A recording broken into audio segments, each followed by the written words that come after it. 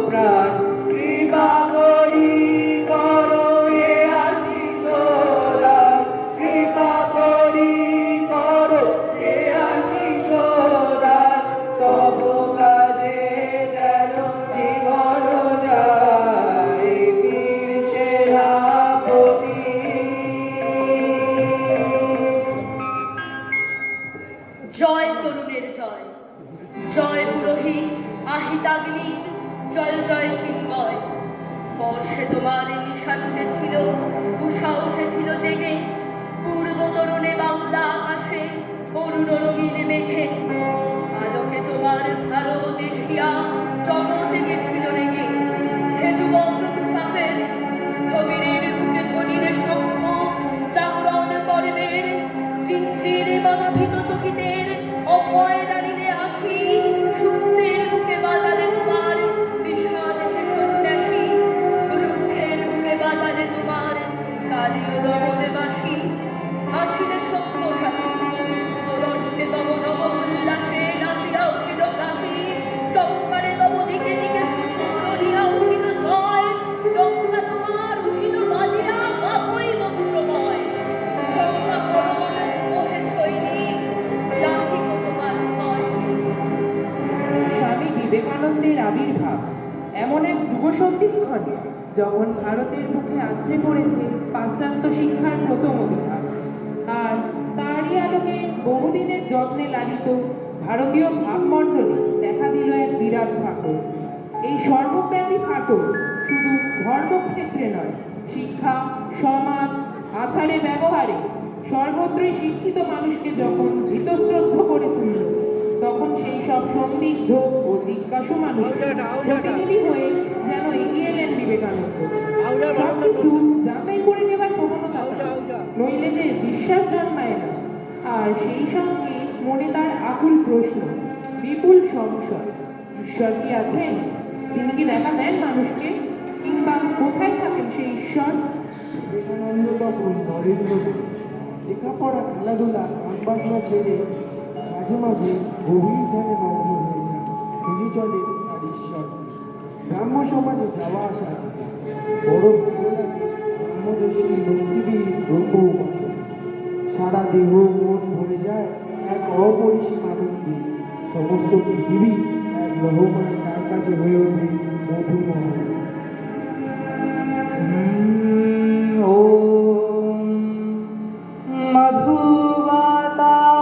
मधुवातार्तायते मधुक्षरन्ति सेव्यवत् मार्भिणो सन्तोषभिः मधुनक्तो मुकोशशो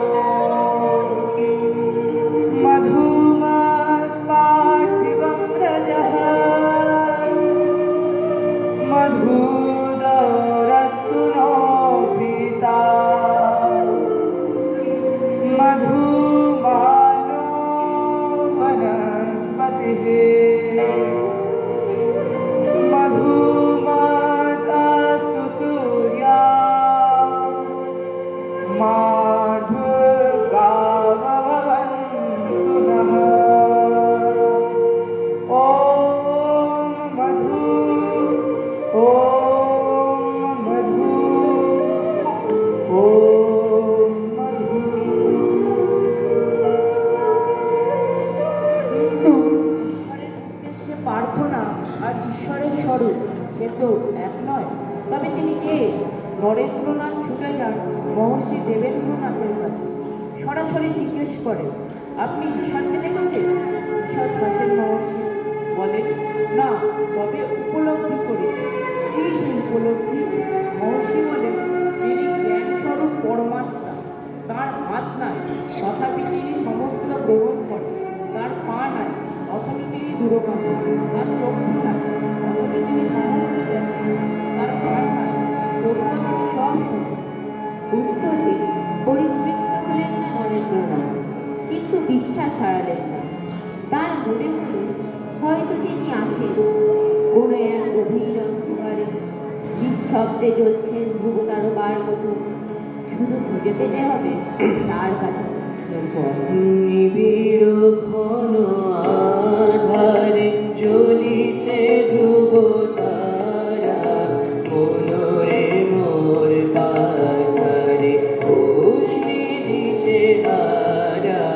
নিবিড় ঘন আধারে জ্বলিছে ধ্রুব তারা, মনোরে মোর পাথারে উষ্ণি দিশে হারা। নিবিড় ঘন আধারে বিষাদে হই প্রিয়মান বন্ধুরা করিও গান। বিষাদে হই প্রিয়মান বন্ধুরা করিও গান। সফল করি করো প্রাণ তুলিয়া মোহবারা। মনোরে মোর পাথারে উষ্ণি দিশে হারা। নিবিড়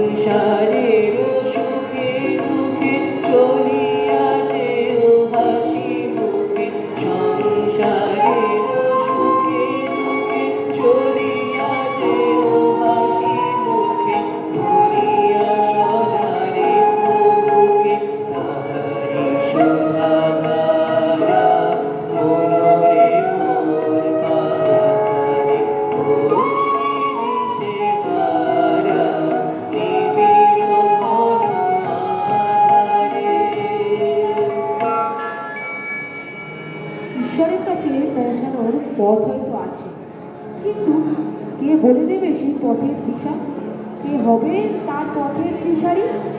এই সমস্ত প্রশ্নে যখন নরেন্দ্রনাথের মন ক্ষতবিক্ষত, সেই সময় একদিন স্কটিশ চার্চ কলেজে ইংরেজির ক্লাসে ওয়ার্ডসওয়ার্থে দ্য এক্সকারশন কবিতাগুচ্ছের প্যাস্টর অংশটি পড়াচ্ছিলেন professor Hastie. To that house belongs, but there in his allotted home abides from year to year a genuine priest, the shepherd of his flock, or as a king is time, who had most affectionately praised the father of his people. Such is he, and rich and poor, and young and old, rejoice under his spiritual sway. He hath vouchsafed to me some portion of a kind regard, and something also of his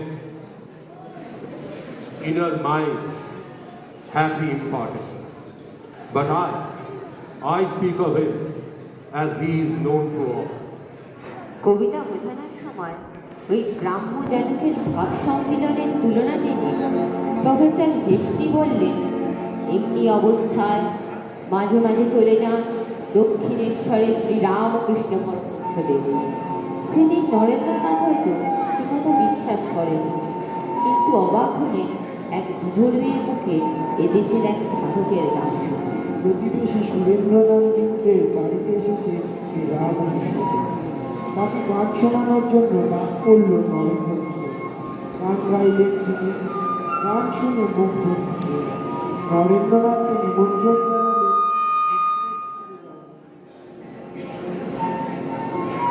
একদিন দক্ষিণেশ্বরে গেলেন নরেন্দ্রনাথ। ঠাকুর বললেন গান করো। নরেন্দ্রনাথ গাইলেন অযোধ্যা আকাশের লেখা একটি রুদ্রসঙ্গীত।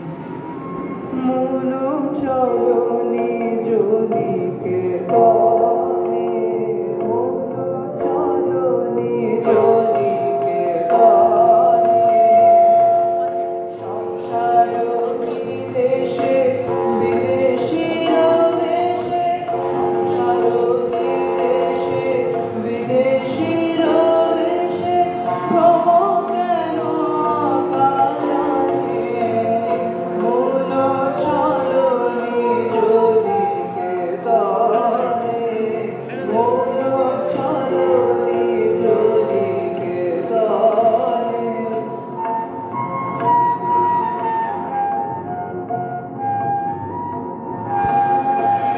বিষয় পঞ্চক আর ভূতগান সবই তোর পর, কেহ নয় আপন। বিষয় পঞ্চক আর ভূতগান সবই তোর পর, কেহ নয় আপন। পর প্রেমে কেন হয়ে আছে গান, ভুলিছ আপন জানে, মন চলো নিজ নিকেতনে।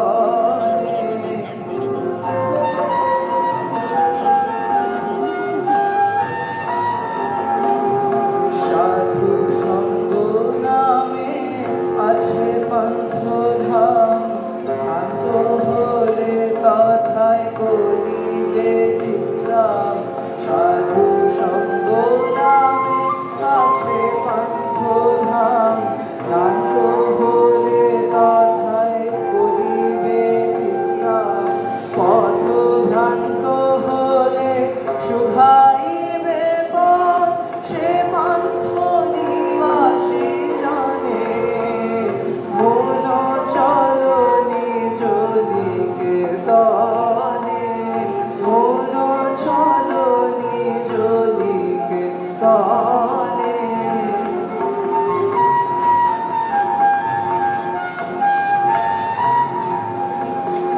যদি দেখো পথে ভয়েরই আঘাত, প্রাণ পানি দিও দোহাই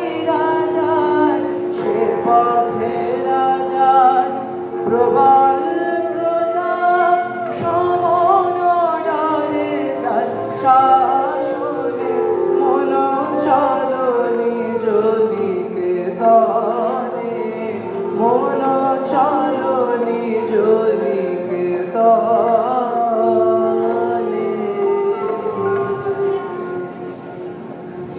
গান শেষ হলো।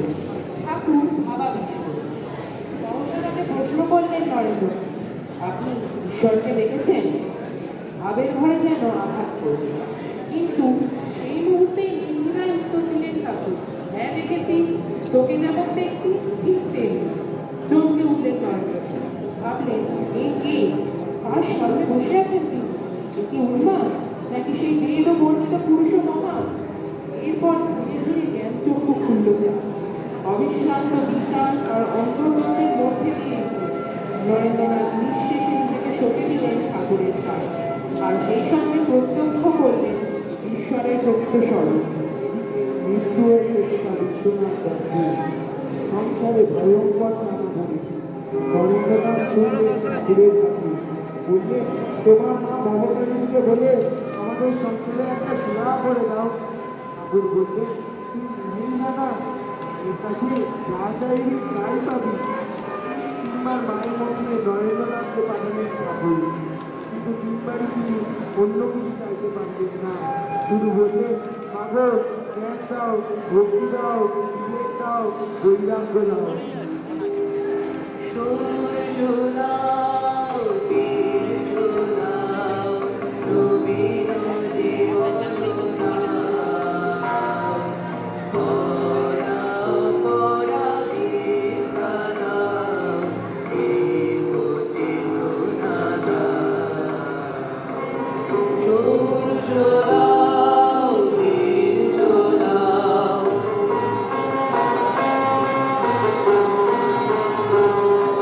পরমেশ্বর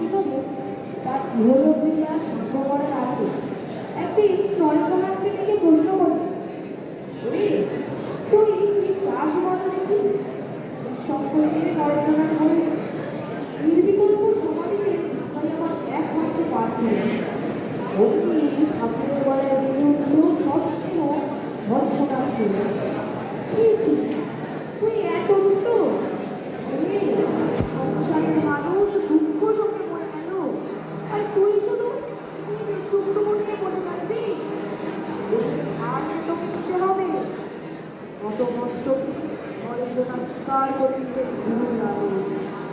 সুস্থ হলেন রামকৃষ্ণ, আর সংসারে সমস্ত কথা কাটিয়ে নরেন্দ্রনাথ অগ্নি তুলে নিলেন সন্ন্যাসী বেশ।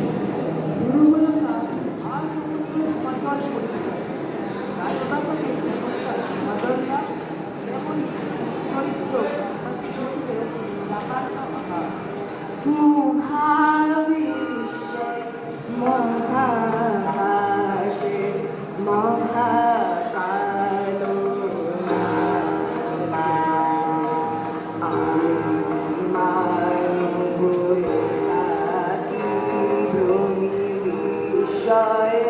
ভ্রমি বিষয়ে মহাবিশ্বে মহাকাশে মহাকালো তুমি আছো বিশ্বনাথ অসীম রহস্য মাঝে। তুমি আছো বিশ্বনাথ অসীম রহস্য মাঝে। নীরবে কাঁদি আপন মহিমা নিলয়ে মহাবিশ্বে মহাকাশে মহাকালো মাঝে।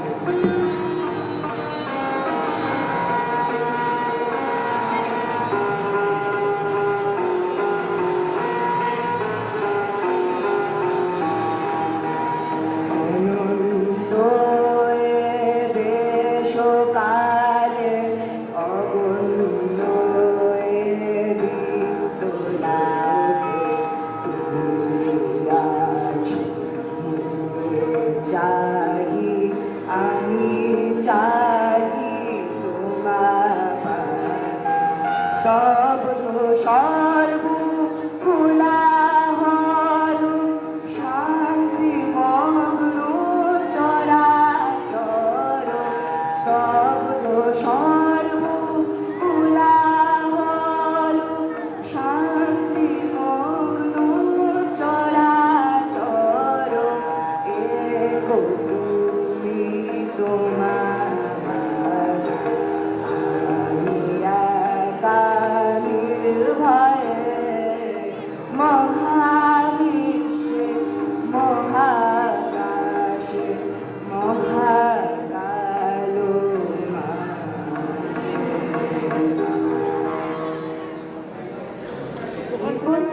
চৈতিক পাশ্চাত্য আমেরিকার ধর্ম মহাসম্মেলন অন্তরে পেয়েছেন গুরুর আদেশ। ভারতের ধর্মীয় সংস্কৃতিকে পৌঁছে দিতে হবে বিশ্বের দরবারে। কিন্তু সম্মেলন উদ্যোক্তাদের পাঠানো ভুল তথ্যের জন্য বিপদে পড়লেন। শিকাগো শহরে যখন পৌঁছলেন তখন সন্ধ্যা উত্তীর্ণ হলেন, রাত্রি আগত। ক্ষুধা কৃষ্ণায় কাতর স্বামীজি শেষ পর্যন্ত আশ্রয় নিলেন রেল স্টেশনের একটি পরিত্যক্ত গাড়ির কাপ। দীর্ঘ শীতের রাত, প্রতি মুহূর্তে মনে হচ্ছে বোধহয় মৃত্যু এসে দাঁড়িয়েছে মাথার শিরায়। মনে মনে প্রণাম জানালেন গুরু রামকৃষ্ণ আর স্মরণ নিলেন রুদ্ররূপিণী মহাকাশ। নিঃশেষে নিবেছে তারা দল, মেঘ এসে আমরিছে মেঘ, স্পন্দিত ধ্বনিত অন্ধকার, তরতেছে পূর্ণ বায়ুতে। লক্ষ লক্ষ উন্মাদ করার বহির্গত বন্দি সাদা পথে মহাবৃক্ষ ধাবনের উপারি উচ্চারে উড়ায় চলে পথে। সমুদ্র সংগ্রামে নিরখানা ঢেউ গিরিচূড়াতে নবস্থলে পরশিতে চায়, ওর রূপা হাসিছে নামে। প্রকাশিতে দিকে দিকে তার মৃত্যুর কালিমা থাকায়, লক্ষ লক্ষ ছায়ার শরীর দুঃখ রাখি জগতে ছড়ায়। নাচে তারা উন্মাদ তাণ্ডবে, মৃত্যু রূপা মা আমার আয়। করালি করালি তোর নাম, মৃত্যু তোর নিঃশ্বাসে প্রশ্বাসে, তোর ভীম চরণ নিক্ষেপ প্রতি পদে ব্রহ্মাণ্ড বিনাশে। কালী তুই চলায় রূপিণী, আয় মাগো আয় মোর পাশে। সাহসেতে দুঃখ দৈন্য চায়, মৃত্যুরে যে বধে বাহু পাশে। তাহলে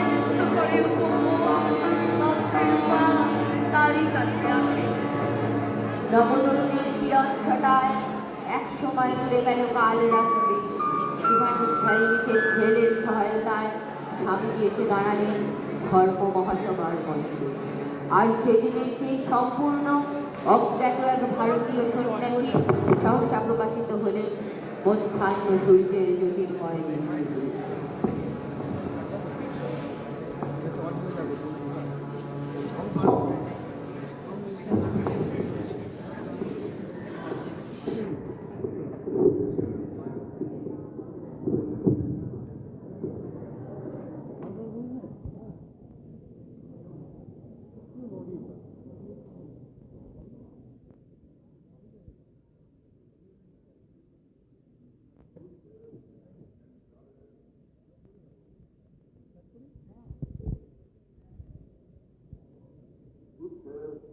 And brothers of America, it fills my heart with joy unspeakable to rise in response to the warm and cordial welcome which you have given us.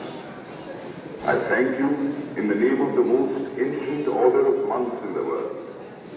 I thank you in the name of the mother of religions, and I thank you in the name of the millions and millions of Hindu people of all classes and sects. My thanks also to some of the speakers on this platform who, referring to the delegates from the Orient, have told you that these men from far-off nations may well claim the honor of bearing to different lands the idea of toleration. I am proud to belong to a religion which has taught the world both tolerance and universal acceptance. We believe not only in universal toleration, but we accept all religions as true. যখন স্বামীজি ধর্ম মহাসভায় তার অভিভাষণ শুরু করেছিলেন, তখন তার বিষয়বস্তু ছিল হিন্দুদের ধর্ম ভারসাম্য। আর ক্রমে বক্তৃতা শেষে দেখা গেল হিন্দু ধর্ম পেয়েছে এক নতুন রূপ।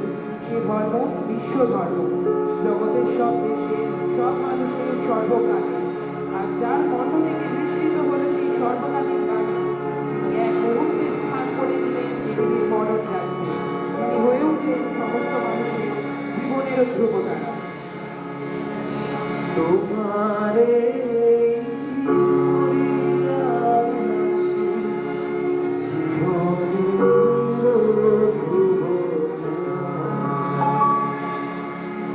তোমারে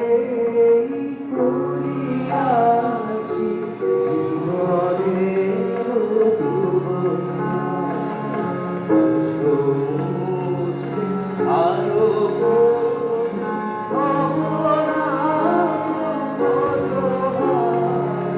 তোমারে করিয়াছি জীবনের ধ্রুবতারা।